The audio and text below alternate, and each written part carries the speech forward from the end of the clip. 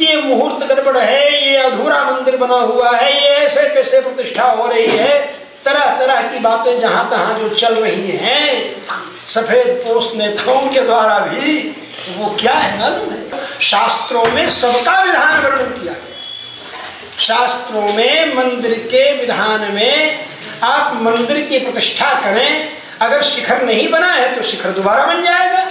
हम सब लोगों को पूरी अयोध्या चमका कर कहीं भी गंदगी दिखाई पड़ जाए तो नहीं सोचना है कि कोई आएगा तो साथ। 22 जनवरी को क्या है? 22 जनवरी को कच्छप जयंती, कच्छपावतार है, कूर्म अवतार है, समझे? कछुआ कूर्म कहते हैं ना कछुआ को, तो कछुआ कच्छपावतार, वो आधार है समुद्र मंथन का।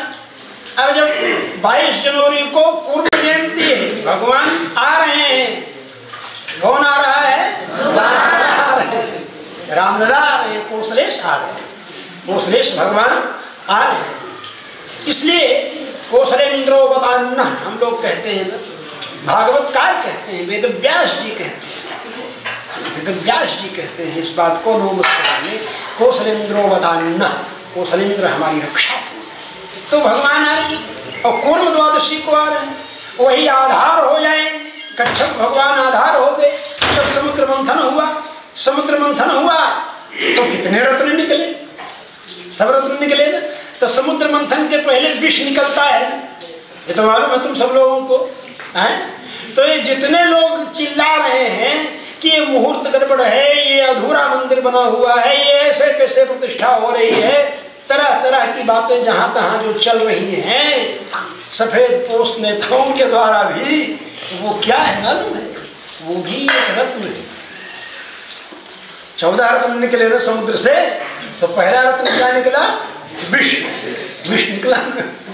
तो समुद्र मंथन के पहले ये विष निकलने लगा, जहां तहां लोग उठपटा भगवान की प्रतिष्ठा के ऊपर आक्षेप लगाने लगे। मुहूर्त ठीक नहीं है तो मंदिर अधूरा बना हुआ है, तो शास्त्रों में सबका विधान वर्णन किया गया। शास्त्रों में मंदिर के विधान में आप मंदिर की प्रतिष्ठा करें, अगर शिखर नहीं बना है तो शिखर दोबारा बन जाएगा। दोबारा क्या? शिखर उसके बाद बन जाएगा, और शिखर बनने के बाद फिर शिखर की प्रतिष्ठा होगी।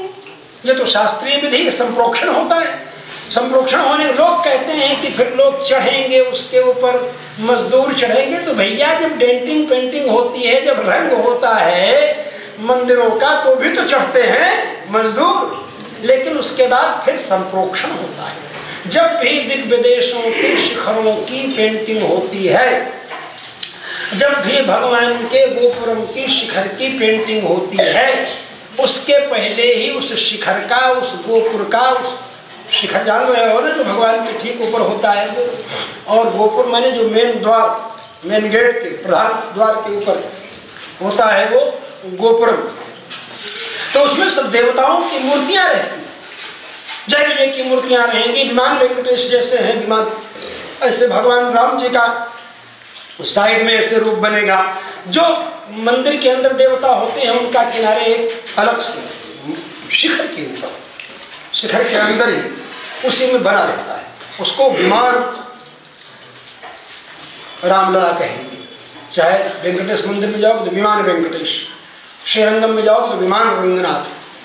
तो इस तरह से वहां बना रहता है। ऐसी स्थिति में जब उन शिखरों का, उन गोपुरों का, भगवान के ऊपर के मंडप के शिखर का जब जीर्णोद्धार होता है या पेंटिंग होती है, उसके पहले ही उन शिखरों का, उस गोपुर का बालारे प्रतिष्ठापन होता है। मतलब एक कलश में उसका तेज निकाल लिया जाता है, तेज निकाल करके, और फिर जब पेंटिंग डेंटिंग सब हो जाती है तब उसके बाद उसी कलश से उसका संप्रोक्षण होता है, विधान पूर्वक प्रतिष्ठा के विधान से होता है। इसलिए ये विधि है शास्त्र, इस विधि का पालन किया जाता है शास्त्र। तो इसका कोई वो नियम नहीं है कि फिर ऐसा हो गया वैसा। तो भगवान तो राम जी हैं, प्रभु तरतर कपडार प्रत्येकी आप समान। भगवान तो पेड़ के नीचे बैठे हुए हैं और बंदर सब डाल के ऊपर बैठे हुए हैं, और डाल के ऊपर बैठे हैं सब बंदर, भगवान से ऊपर बैठे हुए हैं। लेकिन बंदर हृदय भक्ति कर रहे हैं ना भगवान के हृदय से, और भगवान उन बंदरों को हृदय से लगाते भी हैं। इसलिए मैं बता रहा हूं आप सब लोगों को कि अंतःकरण में भगवान के प्रति भावना रखें। अब जब मंथन होगा तो पहले तो विष निकला, तो विष तो निकल रहा है, अभी निकल करके समाप्त हो रहा, और उसके बाद फिर रत्न निकलेंगे।